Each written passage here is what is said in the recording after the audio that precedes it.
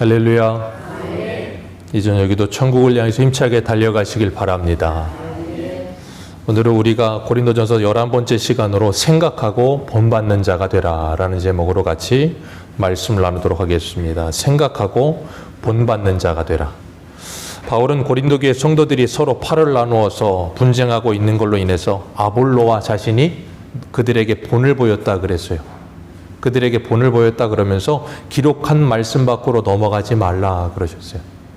우리는 바울과 아볼로는 서로 다투지 않았고 우리의 모습을 통해 너희들에게 그대로 본을 보여주었으니 너희들도 우리가 전하여 준 말씀 그리고 오늘 우리가 본을 보인 그 본을 본받아 그 기록한 말씀 밖으로 넘어가지 말고 서로 교만한 마음을 먹고 다른 사람 위에 올라서서 군림하려는 생각을 버려라 그랬어요. 그러면서 바울이 이야기하기를 너희는 우리 없이도 스스로 왕이 되어 있다라고 이야기했습니다. 하나님의 말씀 없이 스스로 왕이 되어 있기 때문에 서로 위에 올라서서 군림하려는 착각에 빠져 있다. 그러면서 하나님의 나라의 왕은 군림하는 왕이 아니라 어떤 왕이라 그랬어요? 섬기는 왕이라 그랬습니다. 주님께서 우리들을 섬겨주신 것처럼 우리도 섬기는 사람들이 되어야 할 줄로 믿습니다. 그리고 우리는 우리의 왕, 우리의 주인이 누군지를 분명히 아는 사람들이어야 합니다. 그렇기 때문에 내가 무엇에 지배를 받고 살고 있는가, 내가 무엇에 통치를 받고 살고 있는가를 늘 생각해야 됩니다. 어떤 사람들은 이 권력이 자신의 이 왕인 사람들이 있어요. 그렇기 때문에 그 사람들은 항상 뭐에 영향을 받고 지배를 받아요? 권력의 지배를 받습니다. 어떤 사람들은 돈이 자신의 신이요 왕이 되어 있는 사람이 있어요. 그렇기 때문에 그 사람들은 뭐의 지배를 받아요? 돈의 지배받습니다. 그래서 뭘 하든지 돈에 의하여 인생이 좌우지돼요. 권력에 의하여 인생이 좌우지됩니다.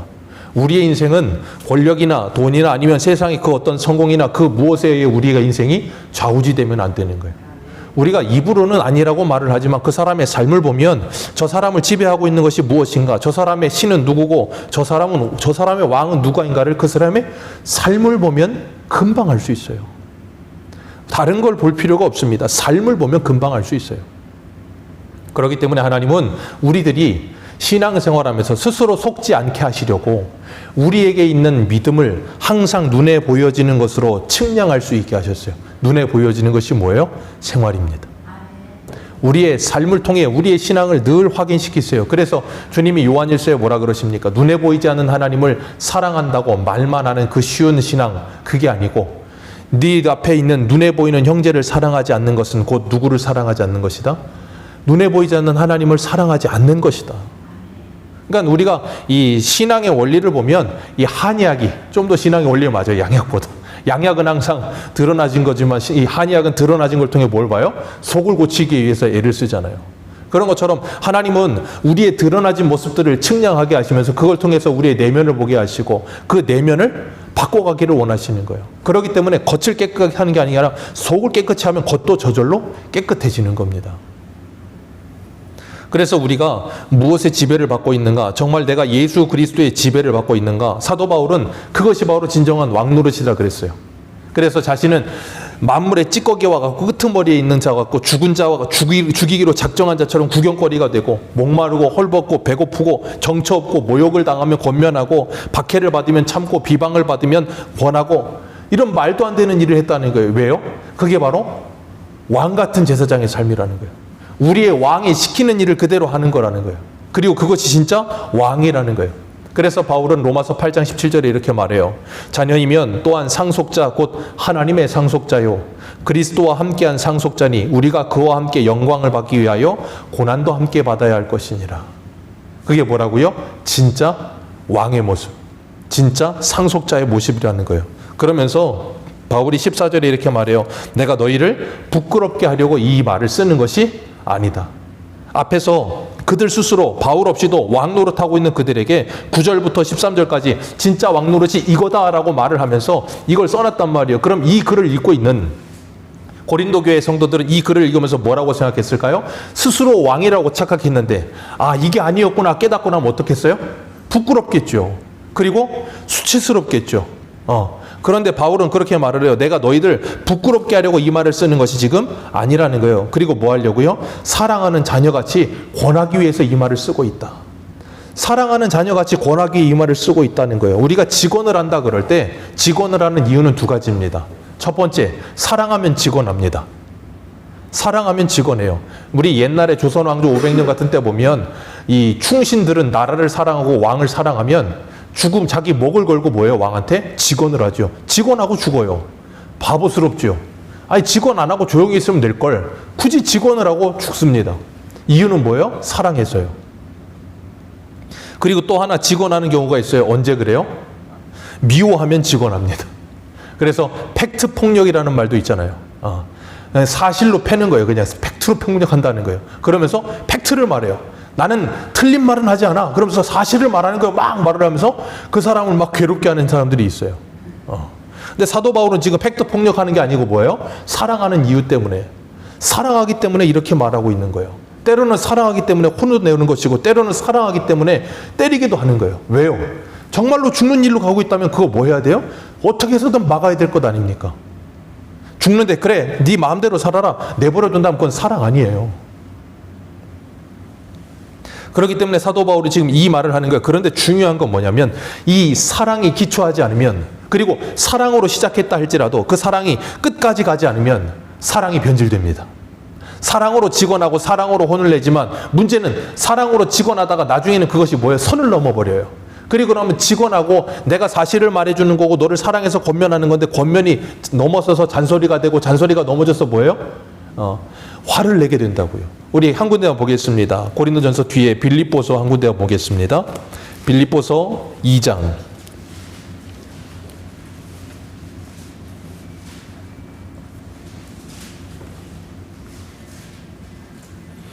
빌립보서 2장 1절입니다. 1절부터 3절까지만 같이 읽겠습니다. 시작. 그러므로 그리스도 안에 무슨 권면이나 사랑의 무슨 위로나 성령의 무슨 교제나 국률이나 자비가 있거든 마음을 같이하여 같은 사랑을 가지고 뜻을 합하여 한 마음으로 품어 아무 일에든지 다툼이나 허영으로 하지 말고 오직 겸손한 마음으로 각각 자기보다 남을 낮게 여기고 아멘. 여기서 무슨 권면이나 위로나 교제나 긍휼이나 자비가 있을 때 마음을 같이 하고 한 마음으로 합하여서 그들이 같은 사랑 가지고 이 모든 일을 하라는 거예요. 왜요? 그러지 않을 수 있다는 거예요. 처음에는 그런 마음을 가지고 했다가도 그게 넘어갈 수 있다는 거예요. 그렇기 때문에 무슨 마음을 품으래요?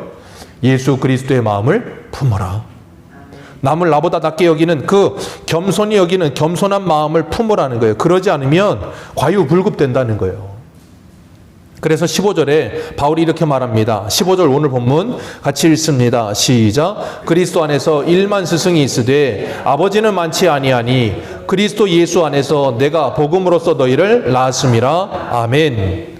바울은 그리스도 안에서 1만 스승이 있대요. 스승은 많다는 겁니다. 그런데 아버지는 많지 않다 그랬어요. 이 스승이라는 단어가 파이다고고스라는 단어를 써요. 헬라어인데 파이다고고스라는 단어를 쓰는데 그게 뭐냐면 관리인, 가정교사 그런 단어예요. 이 단어가 어디에도 쓰냐면 갈라디아서 3장에도 쓰입니다. 갈라디아서 3장 24절에 율법이 우리를 그리스도에게로 인도하는 초등교사가 되어 할 때 그 초등교사가 이 단어예요. 팔라이데코스. 근데 이 단어가 당시 로마에는 귀족들이 아이들 키울 때 자기가 직접 교육하지 않고 뭘 했냐면 가정교사도 써요. 가정교사도 써서 그 가정교사들이 아이들을 양육해요. 우리나라도 지금은 과외가 이제 거의 없죠. 과외가 불법이잖아요. 제가 법이 바뀌었나 모르겠어요. 근데 예전에 한 90년대만 해도 과외가 우리나라를 정말 사교육이 정말 오죽하면 나라에서 그걸 금할 정도로 사교육이 과잉됐습니다. 그래서 대학생들이 과외만 했다 하면 떼돈을 벌었어요. 제가 아는 음대 다니는 친구도 그 친구가 이거 뭐예요? 네, 바이올린 하는 친구였어요. 근데 4학년인데 과외를 해서 한 달에 600을 벌어요. 대학교 4학년이. 그런데 걔는 많이 버는 게 아니래요. 그러니 90년대는 어땠겠습니까? 부잣집 하나 잡으면 녹아나는 거예요. 그냥 몇백만 원 버는 건 우스운 거예요. 근데 그 과외 선생들이 그렇게 잘 가르쳐요. 아이들을 1대1로 잘 가르칩니다. 근데 과외 선생이 과외를 가르치는 이유가 뭐예요? 좋은 대학 보내기 위한 겁니까? 아니요. 돈 벌기 위해서요. 돈 안 주면 과외 안 합니다. 지금 바울이 말하는 그리스도 안에서 1만 스승이 있다는 이 1만 스승이 쉽게 표현하자면 그 과외 선생이에요.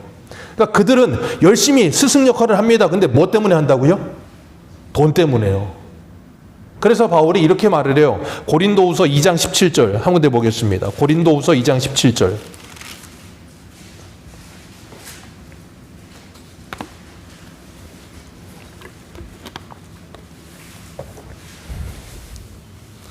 고린도후서 2장 17절입니다. 같이 읽습니다. 시작. 우리는 수많은 사람들처럼 하나님의 말씀을 혼잡하게 하지 아니하고 곧 순전함으로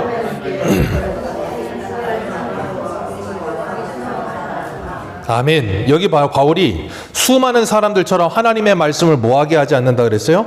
혼잡하게 하지 않는다. 이 카펠리오라는 단어를 쓰는데 그게 뭐냐면 장사한다 그 말이에요. 혼잡하게 한다. 쉽게 말하면 뭐 그런 거죠. 우리가 뭔가 이렇게 술 같은 거를 팔거나 아니면 뭐 주스 같은 걸 팔 때 주스가 1리터 나왔어요. 1리터를 2리터로 만드는 방법이 있죠. 물을 타면 됩니다. 물을 타면 신비롭게도 1리터가 2리터가 되는 오병이어의 기적을 경험합니다. 그런데 분명히 물을 타면 그 농도가 낮아집니다. 예전에는 중세시대에는 금화, 은화가 통용됐잖아요. 거기에 사람들이 불순물을 집어넣어서 금화, 은화를 만들기 시작했어요. 그러니까 똑같은 은화처럼 보이는 거예요. 농도가 짙어지는 거예요. 여기 보면 하나님의 말씀을 혼잡하게 합니다. 이유가 뭐라고요? 장사. 카펠리오, 장사할 때 쓰는 단어라고요. 하나님의 말씀을 뭐 하기 위해 사용한다고요? 돈벌이 수단으로 사용한다고요. 그런 사람들이 어떻게 했다고요? 수많은 사람들이 있었다는 거예요. 오늘날도 사역을 돈벌이 수단으로 생각하는 사람들이 꽤 있습니다. 좀 더 크고 좀 더 유명한 교회에 사역하기 위해서, 청빙받기 위해서 목을 매는 사람들 꽤 있어요. 이력서에 조금이라도 더 큰 교회 이력을 넣기 위해서. 제 후배들 옆에 있는 사람들 얘기 들어보면 참 그래요. 이게 단계가 있대요. 그래서 이렇게 단계를 밟아가면서 맘모스 교회까지 도달해야, 그래서 거기 가야 이제 청빙도 자유롭게 받을 수 있고 골라받을 수 있고 그런 게 있다 그러더라고요. 그걸 가기 위해서 그렇게 몸부림을 치고 애를 쓰고 막 전국 팔도를 돌아다녀요. 그 이야기를 듣는데 한편으로는 좀 씁쓸하더라고요. 그들의 이야기를 들으면서 한편 이해는 됩니다. 그러면서도 한편으로는 좀 씁쓸해요. 요즘은 전도사 구하는 게 하늘의 별 따기예요. 없습니다. 신학교는 이제는 미달입니다. 아무도 가지 않습니다. 그리고 전도사가 돼도 사역하지 않습니다. 왜요? 열정 페이를 요구한다는 거예요. 그러니까 그 시간에 차라리 알바를 하면 돈을 더 벌어요. 그래서 전도사 구하는 게 하늘의 별 따기예요. 사역자 구하는 게 점점점 힘들어져 갑니다. 참 그렇죠. 왜 그런다고요? 돈과 명예와 성공을 위해서. 사도 바울이 그런 1만 스승은 많다는 거예요. 그러면서 그러나 아버지는 많지 않으니 내가 너희들을 예수 그리스도 안에서 복음으로 뭐 했다 그래요? 낳았다라고 말을 합니다. 바울은 성도들에게 하나님의 말씀을 가르치는 것을 여인이 해산하는 수고와 똑같이 표현을 해요. 그래서 갈라디아서 4장에도 보면 4장 19절에 나의 자녀들아 너희 속에 그리스도의 형상을 이루기까지 다시 너희를 위하여 해산하는 수고를 하노니 그랬어요. 해산하는 수고를 다시 한다는 거예요. 왜? 갈라디아 교회가 이단들 때문에 잘못된 복음으로 빠져들어간 거예요. 다른 복음은 없다 그랬는데 그 다른 복음으로 빠져드는 거예요. 그래서 그들을 거기에서 다시 돌이켜서 올바른 하나님의 복음으로 돌이키기 위해 뭐 한다고요? 여인이 해산하는 수고와 같은 해산의 수고를 한다는 거예요. 그걸 통해서 하나님의 말씀을 통해서 우리들이 새로워질 수 있다는 거예요. 그러면서 16절에 이렇게 말합니다. 그러므로 내가 너희를 권하노니 너희는 나를 뭐하라? 사도 바울이 참 교만하죠? 너희들은 나를 본받으라. 사도 바울이 교만해서 이런 말을 하는 게 아닙니다. 고린도전서 11장 1절을 보면 바울이 이렇게 말해요. 내가 그리스도를 본받은 자 된 것 같이 너희도 나를 본받는 자 되라 그랬어요. 내가 그리스도를 본받은 것처럼 너희도 나를 본받아. 누구를 본받으라는 거예요? 예수 그리스도를 본받아라 그 말이에요. 저와 여러분들은 어떻게 다른 사람들에게 너희들은 나를 본받아라 하시며 살 수 있겠습니까? 저도 새소망교회 목사로서 여러분들에게 저를 본받으십시오 그렇게 당당하게 말하고 싶은데 당당하게 말이 안 나와요. 우리는 그런데 기억해야 할 것은 다른 사람들에게 본이 되는 삶을 살아야 돼요. 왜냐하면 그리스도께서 우리의 본이 되셨거든요. 그래서 로마서 8장 29절 하나님이 미리 아신 자들을 또한 그 아들의 형상을 본받게 하기 위하여 미리 정하셨으니 아들의 형상을 본받게 하기 위하여 미리 정해주셨대요. 그 아들이 누구예요? 하나님의 아들이신 예수 그리스도. 그 예수 그리스도를 사도 요한은 이렇게 표현합니다. 요한복음 1장 18절에 본래 하나님을 본 사람이 없으되 하나님 품속에 있는 독생하신 하나님이 나타내셨느니라. 자, 하나님의 품속에 있는 독생하신 하나님이 하나님을 나타내셨대요. 그래서 그 예수 그리스도는 하나님의 형상이세요. 하나님 우리에게 그러셨어요. 아무 형상도 만들지 말라. 근데 그 하나님의 형상이신 예수 그리스도가 우리에게 오셨어요. 그리고 히브리서 1장 3절에는 하나님의 영광의 광채시요 그 본체의 형상이라 그랬어요. 자, 우리는 사람입니다. 사람은 누구의 형상을 따라 창조함을 받았습니까? 하나님의 형상을 따라 창조함을 받았습니다. 그런데 사람이 죄로 말미암아 죽었어요. 그래서 우리 안에 있는 하나님의 형상이 사라진 게 아니라 어그러지고 오염되어 버렸어요. 오염되고 어그러져서 원래의 하나님의 형상이 나오질 않아요. 그런데 아직 남아있다고요. 그래서 우리가 사람이 사랑할 때 보면 정말로 구구절절하게 사랑하잖아요. 남녀가 사랑할 때도 그렇고 부모가 자녀를 사랑할 때도 그 사랑을 보면 진짜 사랑을 보면 너무 감동스러울 만큼 사랑합니다. 그게 왜 그래요? 하나님의 형상이 우리 안에 어그러져 있지만 남아있기 때문에 그런 거예요. 그런데 그 형상이 온전해지기 위해서 누가 오셨다고요? 하나님의 참 형상이신 예수가 오셔서 우리를 구원하셨어요. 우리를 구원하셨을 뿐 아니라 우리의 본이 되어주셨어요. 본이 되어주셨기 때문에 우리가 본이 된다는 건 그런 거잖아요. 신발 같은 거 만들 때 본을 하나 떠놓고 거기다 그냥 찝어가지고 이렇게 꼬매면 신발이 되잖아요. 그런 것처럼 그 본이 딱 있는 거예요. 누가? 예수 그리스도가. 그래서 주님 뭐라 그러셨어요? 요한복음 13장에 너희는 서로 사랑하라. 내가 너희를 사랑한 것 같이. 그렇기 때문에 우리는 예수를 바라보면서 예수를 생각하면서 그분이 나를 어떻게 사랑하셨는지를 봐야 진짜 사랑을 할 수 있어요. 그러지 않으면 진짜 사랑이 안 나와요. 그렇기 때문에 우리가 그리스도를 본받아야 다른 이들에게 본을 받으라고 말할 수 있고, 바울은 자기가 그리스도를 본받은 것을 그대로 누구에게 본을 끼쳤어요? 디모데에게 본을 끼쳤어요. 그리고 고린도 교회 성도들에게도 본을 끼쳤고 오늘 우리에게도 본을 끼치고 있는 거예요. 그래서 우리도 우리 믿음의 선배들을 보면서 그걸 뭐예요? 본받는 삶을 살아야 되는 거예요. 그런데 오늘날은 안타깝게도 믿음의 어른을 찾아보기 힘든 시대다라는 말까지 나올 시대가 됐어요. 왜요? 모두가 다 자기가 원하는 대로 살아요. 그리스도를 본받는 것이 아니라 다른 것을 본받으며 삽니다. 기억하십시오. 우리는 반드시 누군가를 본받으며 살게 돼 있어요. 어려서부터 우리는 누군가를 본받으며 살고 누군가에게 본을 끼치며 삽니다. 반드시 그건 어쩔 수 없어요, 사람은. 그래서 사람은 환경이 중요하다는 표현을 하잖아요. 왜 그래요? 그 좋은 환경에서 보고 자란 대로 본을 받기 때문에 그래요. 그래서 가정교육이라는 말도 합니다. 왜요? 어려서부터 부모를 보고 그대로 본받은 모습으로 살아오니까. 그런 게 중요하다는 거예요. 그런 것처럼 우리는 예수 그리스도를 본받는 삶이 있어야 돼요. 그러기 위해 부모된 우리는 어떻게 해야 돼요? 우리의 삶이 조심스러워야 돼요. 정말 조심스러워야 합니다. 제가 어제도 아이들하고 성경 읽기하고 기도하면서 그 기도를 했어요. 뭐라고 기도했냐면, 하나님, 제가 부모로서 이 아이들에게 본이 되는 삶을 살지 못한 것 같아서 너무나도 죄스럽다고 기도했어요. 왜냐하면 어제도 첫째 둘째 가서 싸우는 거예요. 첫째 둘째가 또 싸우는데 그걸 보면서 제가 화가 나가지고, 너희들은 좋든 싫든 이제는 남매로 맺어져 있기 때문에, 하나님이 맺어놨기 때문에 죽을 때까지 남매다. 싫어도 남매다. 그랬어요. 그랬더니 그러니까 우리는 좀 친하게 지냈으면 좋겠다. 그랬더니 첫째가 하는 말이, 그냥 남처럼 살면 되잖아. 니들이 그러고 싶어도 그렇게 될 수가 없다. 그러면서 제가 아버지로서 내가 아이들에게 본이 되지 못해서 그러지 않을까 하는 생각을 했어요. 우리는 분명히 누군가에게 본을 줘요. 그래서 김구 선생이 그런 유명한 말 했잖아요. 눈 덮인 길을 함부로 걷지 마라. 누군가의 길이 된다. 여러분이 걷는 그 길이 여러분 뒤따라오는 사람들의 길이 됩니다. 그렇기 때문에 우리는요, 우리 앞에 간 선진들의 길을 따라갈 수 있어야 돼요. 그러려면 우리가 올바른 길을 가야 돼요. 교회도 마찬가지입니다. 교회 처음 나온 분들이 누굴 보고 배울까요? 처음 나온 사람들이 성경을 보고 주님을 만날까요? 아니면 처음 나온 사람들이 기도하다가 환상을 보고 주님을 본받을까요? 아니요. 기존에 다니고 있는 저와 여러분을 보고 그대로 신앙생활합니다. 그러니까 중요한 건 전도하는 게 중요한 게 아니에요. 전도해서 배나 지옥 자식을 아니 전도해서 더 이상한 사람 만들 수가 있어요.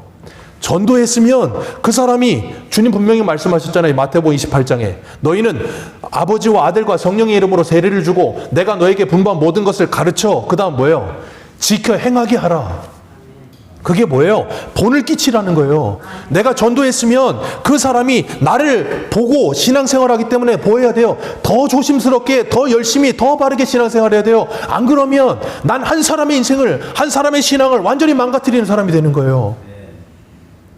저는 그래서 목사로서 참 하나님께 부담스럽고 참 여러 가지로 생각을 많이 해요. 혹시라도 성도님들이 나 때문에 이상한 신앙을 갖지는 않을까? 잘못되게 신앙생활을 하지는 않을까?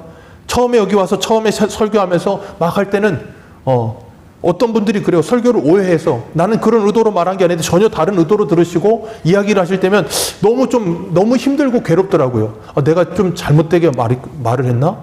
그런 생각도 하면서. 그렇기 때문에 우리가 중요한 것, 내가 원튼 원치 않든 나는 지금 누군가에게 영향을 받고 있고 주고 있다는 걸 생각하십시오. 그건 어쩔 수 없어요. 바울이 나를 본받아라고 안 해도 이미 나는 영향을 주고 있어요. 우리 김사라 집사님도 문덕화 성도님에게 영향을 주고 있고 김윤아 명제한테도 영향을 주고 있고 안 줄래야 안 줄 수가 없어요. 그냥 보여져요. 그렇기 때문에 17절에 이렇게 말합니다. 17절 같이 읽습니다. 시작.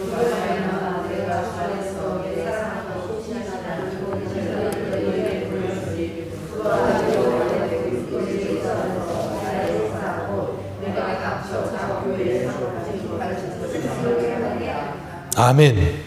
사도 바울이 지금 오지 못할 상황이에요. 그렇기 때문에 누구를 보내요? 자기의 사랑하는 영적 아들 디모데를 보낸다는 거예요. 그 디모데를 보내는 이유가 뭐래요? 나의 행사 곧 각 교회에서 가르치는 것을 뭐하게 하려 함이라? 생각나게 하려 함이라. 디모데가 와서 그러니까 사도 바울이 전한 그 말을 다시 전해준다는 거예요. 그래서 그걸 생각나게 해서 그들로 하여금 뭐하게 하려고요? 사도 바울을 본받게 하기 위해서, 예수 그리스도를 본받게 하기 위해서 말씀을 가르친다는 거예요. 그렇기 때문에 우리가 나는 지금 뭘 본받고 살고 있는가 한번 생각해 보시길 바랍니다. 우리가 어떤 일을 하던 어떤 직업을 가졌던 어떤 장소에 있던 우리는 예수 그리스도를 본받는 삶을 살아야 될 줄로 믿습니다. 어떤 일을 하든 중요하지 않아요. 우리는 예수 그리스도를 본받아야 돼요. 그래서 세상의 사람들이 저와 여러분을 보면 저와 여러분을 통해 누구를 봐야 돼요? 하나님을 봐야 돼요. 저와 여러분을 통해 예수를 봐야 돼요. 왜? 저와 여러분은 누구의 형상이라고요? 하나님의 형상. 그래서 예수님께서 하루는 제자들과 함께 있을 사람들이 와가지고 책망할 거 있을까 잡을 거야. 그래서 세금 내는 문제 가지고 책망하잖아요. 세금 내야 됩니까? 안 내야 됩니까? 예수님이 뭐라 그래요? 데나리온 하나 가져와라. 누구의 형상이냐? 가이사의 형상이니이다. 그리고 그 권에 가이사는 신이다라는 표현이 있어요. 그러면서 뭐라 그래요? 가이사의 것은 가이사에게, 하나님의 것은 하나님께 드려라. 제가 그 마태복음 강의하면서 뭐라 그랬습니까? 가이사의 것은 누구의 것이라고요? 가이사의 것이에요. 그럼 가이사에게 드리는 거예요. 우리는 누구의 것이라고요? 하나님의 것이요. 우리는 하나님의 형상이 우리 안에 새겨져 있다고요. 그렇기 때문에 우리는 하나님께 드려야 되는 거예요. 그게 내가 바로 하나님의 것이 된 사람의 삶이에요. 그렇기 때문에 세상의 사람은 저와 여러분을 보면서 하나님이 보여야 돼요. 그래서 사도 바울과 바나바가 안디옥에서 1년 동안 안디옥 교회 성도들을 가르쳤을 때 1년 만에 그들은 그들의 가르침을 듣고 그들을 본받아 안디옥에 있는 사람들이 그들을 뭐라고 불렀다고요? 그리스도인. 그들을 보니 그리스도가 보이더라는 거예요. 그래서 저와 여러분들도 우리가 원튼 원치 않든 누군가에게 영향을 주고 있기 때문에 그런 말을 좀 들을 수 있으면 좋을 것 같아요. 야, 난 너 다니는 교회라면 내가 한번 가보고 싶어.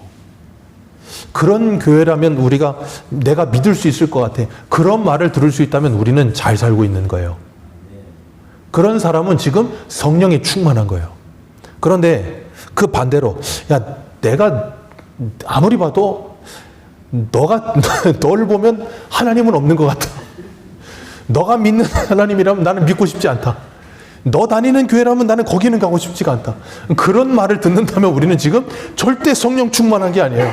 그 반대로 충만해 있는 상태에 있는 거예요. 그렇기 때문에 지금 나는 하나님의 말씀에 통치를 받고 하나님의 말씀에 순종을 하며 그 하나님께 온전히 나를 드리는 삶을 살고 있는가, 내 안에 하나님의 영상이 있는가, 가이사의 영상이 있는가 한번 돌아보시길 바랍니다. 디모데가 말씀을 전하면서 그걸 생각나게 한다는 거예요. 오늘 저와 여러분들도 말씀을 들으면서 크게 생각나야 돼요. 나는 지금 예수를 바라보며 예수의 영상이 내 안에 아름답게 새겨지고 있는가. 그리고 바울은 이렇게 말합니다. 18절 말씀 같이 읽습니다. 시작.